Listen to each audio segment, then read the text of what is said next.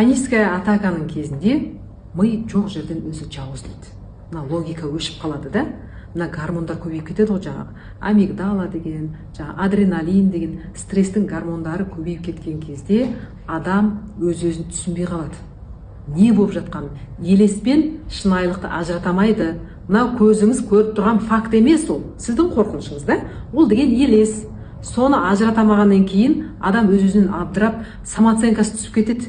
Екінші сортта адам сияқты болып, фокусы шашырап, бір айдалада бір жалғыз қалған сияқты болып, өзімен сондай күйді кешеді. Бұл сізде ғана өтіп жатқан процесс емес. Негізде қазір 2025 жыл осы пандемиядан басталды. Біреулер ақшамен, қарым-қатынаспен, біреулер денсаулықпен, әркім әртүрлі жағдаймен осыны бастан кешіп жатыр.